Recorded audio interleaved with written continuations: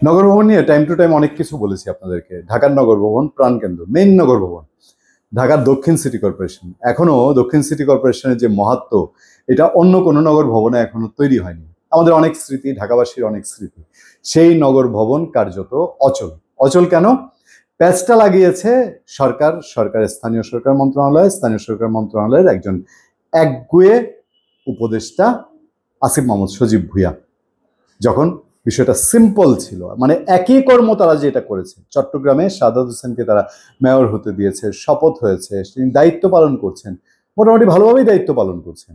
সেই একই কাজটা ইশরাক হোসেনের জন্য করতে দেয়নি, ইশরাক হোসেনকে সব মেয়র হতে দেয়নি, এবং সময়টা ইচ্ছে করে করে করে করে কিল করে নিয়েছে তারা। একবার পাঠিয়েছে কোর্টে, কোর্ট থেকে ইলেকশন কমিশনে গেল, ইলেকশন কমিশন আবার আনলো, আনতে আনতে সময় শেষ, বলল যে আরে মেয়াদ তো শেষ, এখন তো শপথ পড়ানো যাবে না, এখন আইন ভঙ্গ হবে। ইশরাক হোসেন অভিযোগ করছে আইন ভঙ্গ করে, আইনের বৃদ্ধাঙ্গুলি দেখিয়ে তাকে শপথ পড়ানো যায়নি।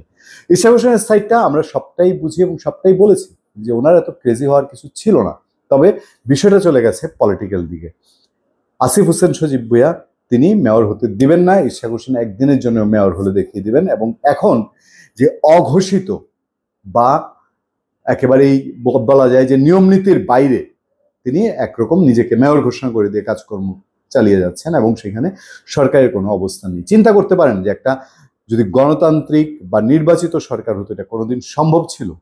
এই সরকারের সময় চারদিকেই এমন এমন অবস্থা। আমি একটা আলোচনায় বলছিলাম যে সরকারের অবস্থা কতটা নড়বড়ে। ঢাকার প্রাণকেন্দ্রে, রাজধানীর প্রাণকেন্দ্রে একটা নগর ভবনকে তারা ঠিক করতে পারে নাই। প্রবলেমটা কোথায় জানেন? বিএনপি যেরকম সরকারকে খুব একটা বড় আঁচড় দিবে না, লাগতে চায় না, সরকারও বিএনপিকে খুব বেশি ঘাটালে কি হতে পারে। এখন যাবে, এখন যদি পুলিশ পাঠায়, অন্য কাউরে পাঠায়, আমি বড় বড় সংস্থার নাম না বললাম, যাবে ইশরাক হোসেনকে নগর ভবন থেকে উচ্ছেদ করতে। সেই হ্যাডম আছে। আসিফ মাহমুদ সজীব ভুঁইয়া মাঝখান দিয়ে, আসিফ মাহমুদ সজীব ভুঁইয়া আর ইশরাক হোসেনের মধ্যে পারাপারি নগরবাসীর কাম সারা।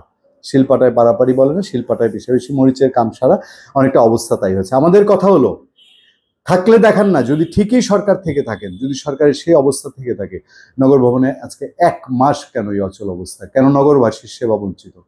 বাইরে দেখেন, এটা অন্য কেউ হলে হতো, অন্য কেউ হলে জীবনেও এটা হতো না। শুধুমাত্র ইশরাক হোসেন বলেই এই সরকার, এখানে পুরোপুরি সরকার নাই একটা অবস্থা। আছে সরকার থাকলে এরকম সিচুয়েশন হতে পারে? একটা নগর ভবন মন চাইলো একজন, ঠিক আছে, বিচার বিশ্লেষণে তিনি মেয়র, কিন্তু শপথ নাই, তার কারণে, তার লোকজনের কারণে। প্রথম দিকে তো ইশরাক হোসেন নিজে যেতেন না, এখন তো নিজে যাচ্ছেন। ঢাকাবাসীর সেবা ধ্বংস হয়ে গেল, দরজা বন্ধ হয়ে গেল, জোড়াতালি দিয়ে তারা কোনো রকম তাদের অফিসিয়াল কাজকর্মগুলো চালিয়ে নিচ্ছেন, কিন্তু মানুষের কোনো এখানে কোনো কিছু নেই। মানুষ তাকিয়ে তাকিয়ে দেখছে যে দেশে কি আদতে সরকার আছে? একটা সরকার থাকলে এরকম সিচুয়েশন হতে পারে? তার একটা সংস্থার পুরো কর্মকাণ্ড ক্লোজ, একদম বন্ধ হয়ে আছে, সরকার কিছুই করার নেই। তাকে ভাবতে হচ্ছে আরে লোকটা তো বিএনপির, আমি আর কত ঘাটাবো। যাবেন আসিফ মাহমুদ সজীব ভুঁইয়া ওখানে? সরকার একটা উপদেষ্টা যাইতে পারবে, ডিক্লেয়ারই তো দিচ্ছে।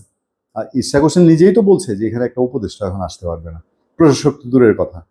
তাহলে আমরা কোন দেশে বাস করছি, কোন দেশে কোন সরকারের অধীনে আছি? চিন্তা করে দেখেন তো। আমি আবারও স্বীকার করে নিচ্ছি, ইশরাক হোসেন শুধু মেয়র হওয়ার জন্য গো না ধরলেও পারেন, কিন্তু বিষয়টা এখন চলে গেছে তাদের মধ্যে গোয়ার্তমি, একগুয়েমি, ইগো, আত্মসম্মান, মান সম্মান, ইজ্জত বলেন, এবং পলিটিক্যাল প্যাচের মধ্যে। দুইজনই দেখাতে চাচ্ছে দেখো আমার কি হ্যাডম। একজন বলছে আমি মেয়র হয়ে দেখাই দিলাম, তুমি শপথ দেওয়ার না দাও, চালাও এবার দেখি, আসো এখানে।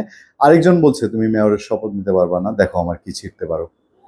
ধন্যবাদ সবাইকে, ভালো থাকবেন, সুস্থ থাকবেন। আপনাদের সাথে আমি আতিক রহমান, পূর্ণিয়া।